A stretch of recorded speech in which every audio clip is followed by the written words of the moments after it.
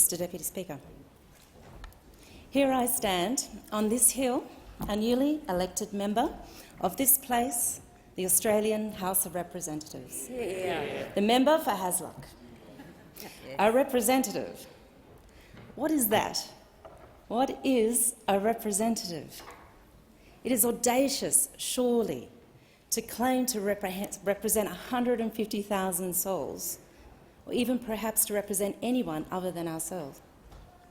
What gall we have, and yet here we are. Of course, it is a privilege and an honour. The enormity of the task entrusted to us is never far from my mind. I'm a proud West Australian, and I spent most of my formative years in a beautiful regional wheatbelt town called York. York is the oldest inland town in Western Australia, having been established in 1835. It is a pretty small place, but it is full with arts, music and culture, and I immersed myself in all of it. The Baladong Noongar people have lived in the York area for more than 50,000 years, and I pay my respects to them. My mother and father are here today. They moved us to York for a true change when I was about 9 and my dear, beautiful sister Sophia, 11. We lived for a while, the four of us, in a small, tiny, one-room cabin on a small property surrounded by nature, and we loved it. My mother, Glenys, apart from helping Dad look after horses, sheep, goats, chickens and us, was a medical practice manager. From her, I learnt resilience and a strong work ethic. My father, Peter, had many jobs. His absolute favourite, like Ben Chifley, a train driver. From my father, I discovered a passion for motorcycling, and he taught me compassion and to see the world through an egalitarian lens. He also modelled dedication to the Labor Party and Labor values all his life, and always pushed me to have a political career. Okay, Dad, I got the message. My parents provided me with a wonderful example of equal partnership and of a steadfast and loving relationship. My husband and soulmate of over 20 years, Nana Georgievich, is also here today. Everyone in this place will know how important it is to have family who support you in this work. I am more than fortunate to have his unwavering moral and practical support. For the last 10 years, we have lived in the Shire of Mundaring, which today lies in the geographic heart of the electorate of Hasluck. I love the Perth Hills and our home there. We live in near a creek surrounded by the Beeloo Forest, where small groups of endangered red-tailed black cockatoos will sometimes perch above us, munching on marri tree nuts. If I'm away from nature for too long, I truly feel the lack of it. One thing certain about this job, and many others which I've had, is that there is a continual need to find balance and to return to the natural world. I need to reconnect with nature in some way every day. The Whadjuk Noongar people called the Mundaring area Mindalong, meaning a high place on a high place. I pay my respects to them, some 3,000 kilometres from home. I also pay my respects to the Ngunnawal people, on whose land I stand, and to their elders present and past and their emerging leaders. Mr Deputy Speaker, to the speakers, I congratulate him on his election to the chair. The standard of conduct expected of us by our community is very high, and we need to hold ourselves to that high standard. Above all, and more important than any policy or legislation, the Australian people expect us to be leaders with integrity. Leadership requires high standards. Through both legislation and our own behaviour, we need to set and maintain those standards. I commit myself to the Speaker to that renewed effort. I note the great community work done in Hasluck by the former member Ken White, and I seek to build on his effort. He was the first Indigenous member of the House when elected in 2010. He was well liked across the chamber, and he served with dignity as the Minister for Indigenous Australians. I hope and expect that this Parliament will continue to listen to Indigenous people and will rise to the challenge to a full and constitutional implementation of the Voice to Parliament envisaged in the Uluru Statement from the Heart in 2017. The Uluru Statement describes the difficulty facing Indigenous people as a structural problem, as the torment of our powerlessness. The Voice to Parliament will be enshrined in the Constitution, the very centre of our power.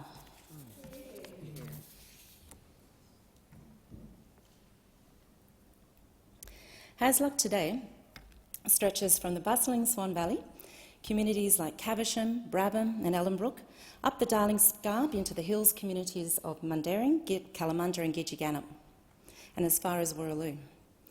Is it the most beautiful electorate in Australia? I don't know. I haven't seen them all, but perhaps it is.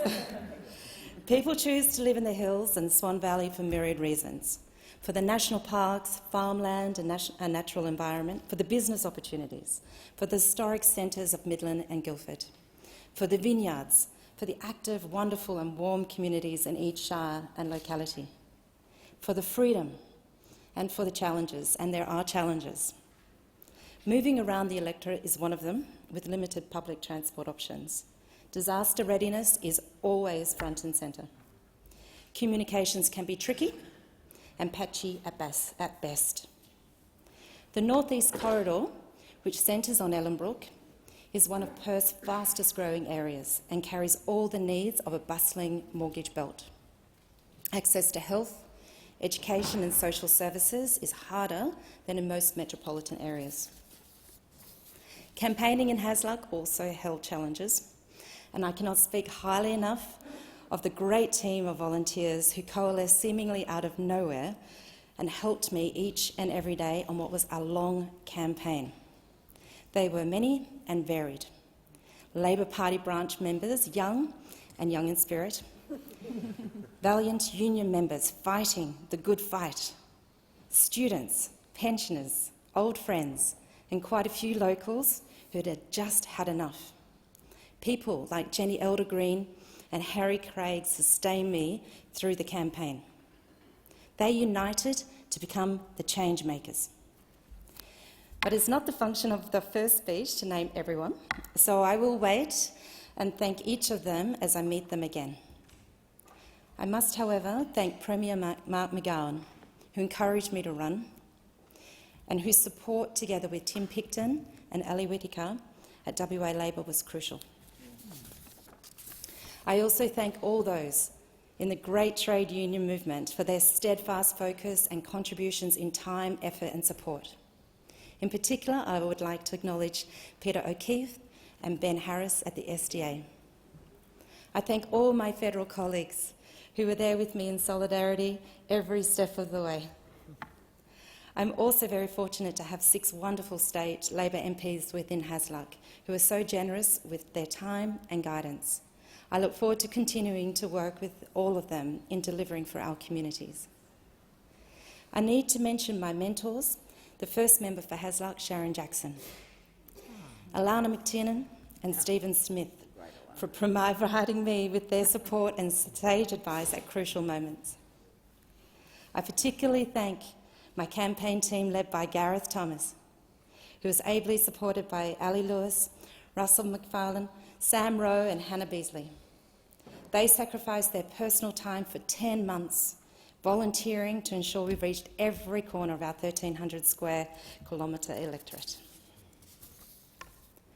I am here now to serve the people of Hasluck. I don't think there's any point in being here at all unless our actions in this place serve to make people's lives better, to reduce suffering, to unlock the potential of our communities and so our nation. These are some of the many reasons I chose to run for office. Another motivation for running, Mr. Deputy Speaker, was that I could no longer stand by and witness the abject betrayal of the Australian people. The previous government failed to act in our national security interest. They failed our LGBTQI community by recklessly creating divisions in our society and within families. They demeaned and even criminalised people seeking basic support through the NDIS, Social Security and asylum. They knew there was a need for an anti-corruption commission and they failed to act. They presided over a decade of willful ignorance and indifference to protecting our environment, and they continually failed to lead on a multitude of crises that Australians faced: pandemic, bushfires, floods, climate. Is this the moment to speak truth to power? Is it? The previous government knew the truth. It was those suffering who were kept from knowing. The 30-year-old Hills veteran, his body riddled with shrapnel, broken physically and mentally, asking me why he can't access the support he needs. The seniors in Averley borrowing money they know they cannot return to pay rates and bills, wondering to me why there is no action on cost of living. The young man in Swanview asking me why he had to quit his job to care, to wash and clean his mother as she lay with cancer in a nursing home. The truth, Mr Deputy Speaker, the sad, cruel, cold-hearted truth is that the previous government did not care. The previous government made me angry and motivated me, like my volunteers, to work to make change as a national imperative. So on May 21, 2022, the Australian people voted for change. The new members here are a result of that move for change, as is the new government. Of course, being the beneficiaries of a move for change carries with it the onus to effect change. We need to deliver.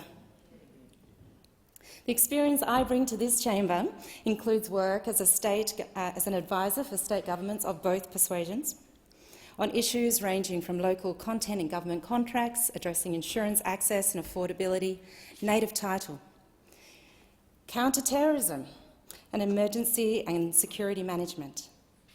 From the resources sector, I bring experience in crisis and risk management, international business development and negotiating deals across cultures. From running my own business, I bring an understanding of the need for clarity and certainty from government, which provides the conditions conducive to investment, growth and employment opportunities.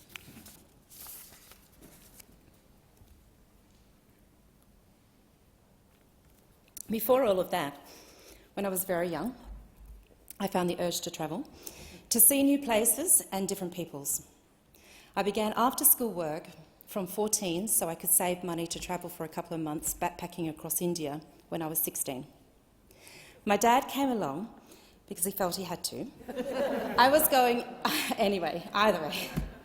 I also spent a year in Japan on Rotary Exchange and later a time in Bangladesh with UNHCR.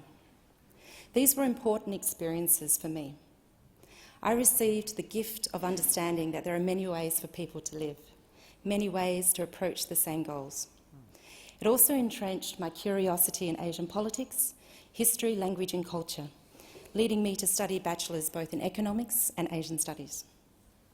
Education. Education is so important. It needs to be of a high quality and accessible to all, not only to provide young people with a way to move forward in life, but also to combat the racism, misogyny and elitism that a lack of good education foments. The other thing I learned from my study and travels is the vital importance of government policies that support economic growth. Capital investment in modern times has opened the gates to economic prosperity. Capitalism alone, however, cannot sustain prosperity, because prosperity must be also measured in terms of environmental health and individual well-being, not just in gross economic transactional terms. In our complex societies, the existence of a social safety net is paramount to ensure that no one is held back and no one is left behind. I met many people in Hasluck finding it harder and harder to meet the mortgage repayments as they face the cost of living pressures. Others are caught up in a rental trap and have given up hope of ever owning their own home. Others still are homeless or facing homelessness. It is not possible in our society to be happy and healthy and productive when people face stress of this magnitude. This is a housing crisis, notwithstanding that we are one of the world's most prosperous nations.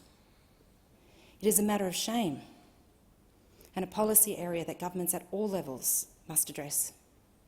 My own parents benefited from affordable housing policy when they were starting out, thanks to the Whitlam government giving families access to land and housing at fair prices.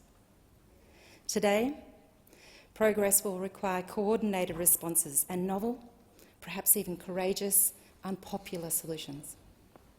I'm glad that the new government is making this a priority and is taking the first steps. Shelter and security are human rights. Equality is important to me. It is the foundation of our democracy, and a denial of equality on any basis, be it ethnicity, gender, sexuality, or a lack of income, to name a few, is a denial of the rights of every person and a failure to have our nation realise its full potential, both at home and abroad. We have a great untapped wealth of knowledge and experience of those Australians who have migrated here from the very cultures and political systems that we are now endeavouring to rebuild relationships with, trade with and work with.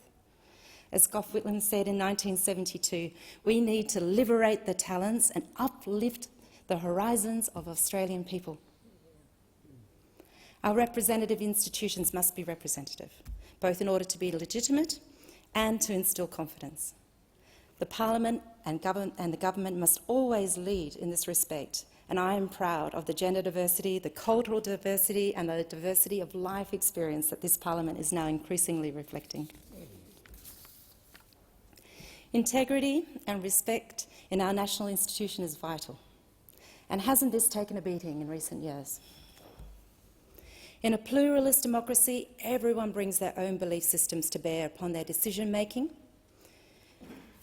Sometimes these beliefs are political, sometimes essentially cultural and historic, and sometimes religious. Errors and injustices can occur when one group tries to impose their own worldview upon others. Mr. Deputy Speaker, I believe in ready defence of civil rights and a strong civics education to vaccinate us against bigotry and extremism. I'm also eager to examine and vote on legislation for a Federal Integrity Commission. My community of Hasluck demands more than words. They demand that I and all of you do the right thing by them in this place. Throughout my own career as an advisor in the government, I was always careful to keep my politics separate from my governmental role. This is how it needs to be. A politicised public service cannot instil confidence or have the confidence to provide the frank and fearless advice when it's needed. Another institution which needs to be independent is the media. I support the public broadcaster in all its iterations, its proper funding and its right and need to operate without interference from government ministers.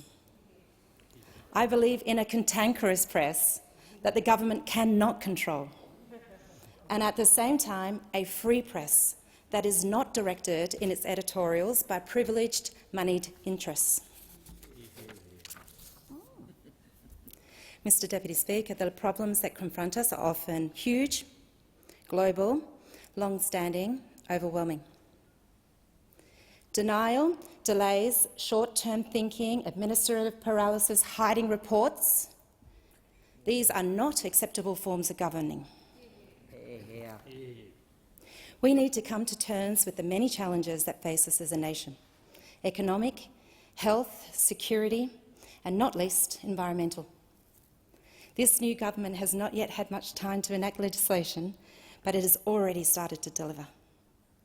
The new emissions targets support for a wage increase for lower-paid workers, building bridges again with international partners. It may be a new government, but it is not shy.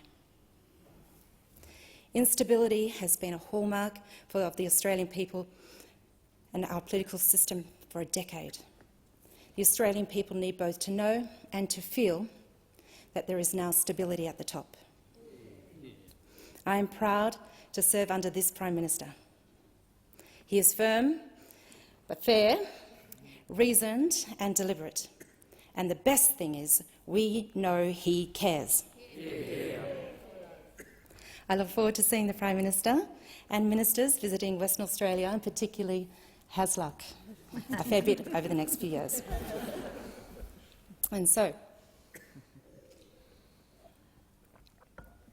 where will we be as a nation 20 years from now? I hope to see an Australia confident and secure in our place in the world and well connected with our neighbours. A serious country that takes itself seriously and one that our region turns to naturally to help with serious problems. A country that is invested just as much protecting its people from the real risks we face in fire, floods and cyclones as we do on defence. An Australia that can look back over 20 years of sure action on climate change and be proud and more than a little relieved. An Australia with a strong, circular economy. In a world where having a few digital Australasian dollars is regarded as a good thing. One where Australians are still a little cynical about politicians, for that is part of our DNA, but where there are fewer reasons that they can point to for that cynicism. Where politicians speak less of the need for cultural and gender diversity because it has become the norm. Where the First Nations voice informs the work of the Parliament on a daily basis, and where First Nations cultures and languages are flourishing. An Australia where the well-being of the nation is underpinned by the well-being of each of its citizens, who know that in times of need they will be able to rely on universal Medicare, childcare, aged care, superannuation and the NDIS, and in a just and superb education system that is accessible and free. An Australia where a new flag flies over this place as the political centre of a young republic. And where, 3,000 kilometres away, back at the home in the Shire of Mundaring, perhaps still at the heart of an electorate called Hasluck, Nen and I have noticed that the red-tailed black cockatoos have increased in such number that we sometimes find it hard to hear ourselves speak.